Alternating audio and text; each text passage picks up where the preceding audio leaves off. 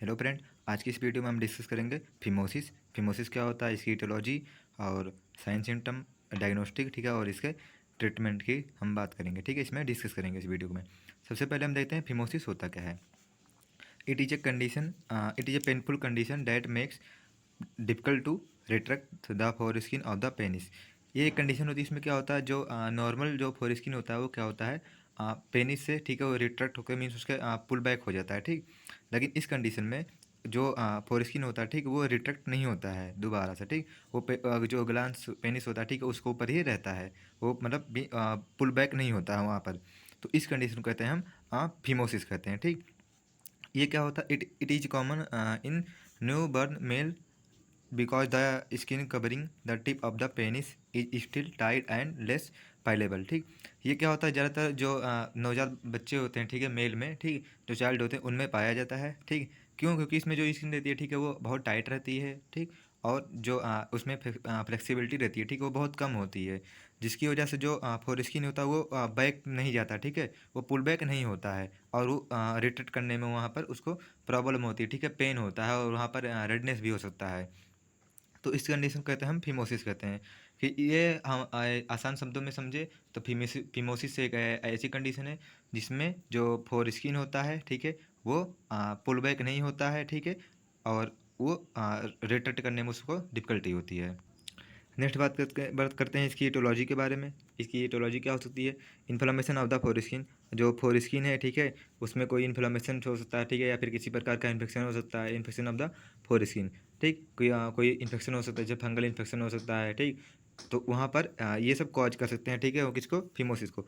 Trauma हो सकता है, अगर कोई ट्रॉमा हो गई, इंजरी हो गई है, ठीक है, फोरस्किन पे, तो ये भी कॉज करता है फिमोसिस को।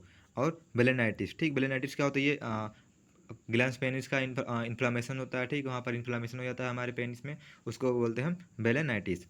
तो अगर ये हुआ है तो इसमें भी प्रॉब्लम होती है, ठीक है, और फिमोसिस की कंडीशन देखी जा सकती है।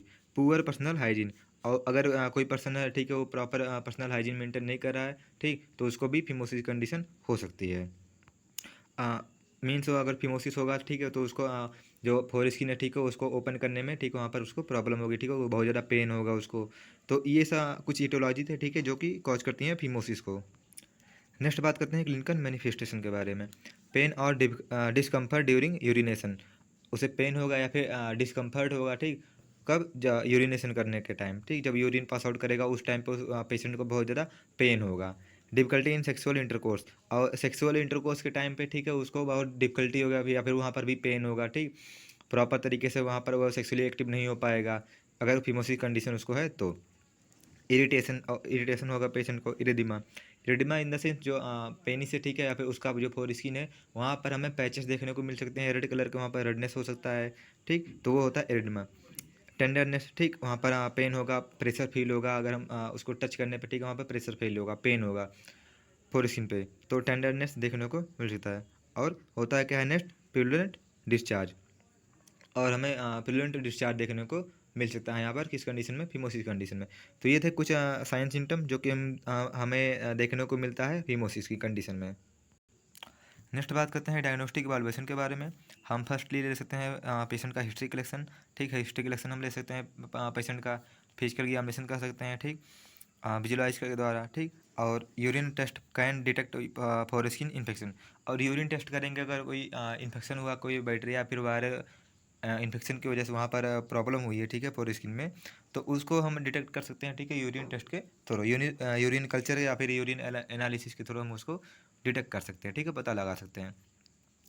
और हिस्ट्री कलेक्शन ले सकते हैं जिसमें कि हमें उसका पर्सनल हाइजीन, ठीक है, प्रॉपर मेंटेन करता है कि नहीं, ठीक है, और कोई प्रीवियस हिस्ट्री रही हो उसकी, ठीक। तो ये सब हम पता लगा सकते हैं, ठीक है, हिस्ट्री कलेक्शन लेके, और यूरिन टेस्ट और फिजिकल एग्जामिनेशन करके हम पता लगा सकते हैं। नेक्स्ट बात करते हैं management. Anti microbial drug, anti microbial drug दे सकते हैं अगर वहाँ पर उसको इन्फेक्शन हुआ है तो। Next is the foreskin can be loosened with the medication applied to the penis, और ऐसे कुछ क्रीम आते हैं, ठीक है, क्रीम के रूप में या फिर मेडिकेशन आते हैं जिसके द्वारा जब वो अप्लाई होता है, ठीक है, तो क्या करता है वो फोर स्किन को, ठीक है, वो लूज कर देता है, तो उससे क्या होगा, वो प्रॉपर तरीके से रिट्रैक्ट हो जाएगा।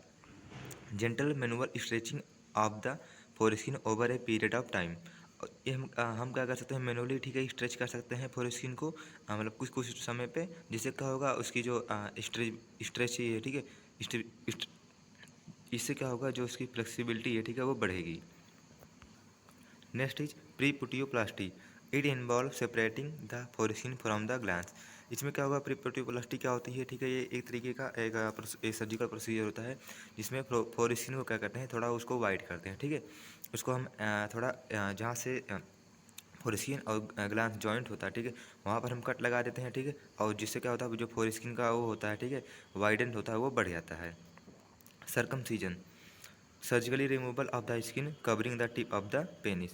सर्कमसीजन क्या होता है, ये जो पेनिस का टिप होता है ठीक है, जो कि कवर करता है, उस पार्ट को हम कट कर देते हैं।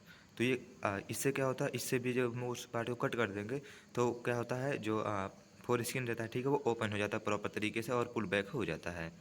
तो ये था मैनेजमेंट फाइमोसिस का।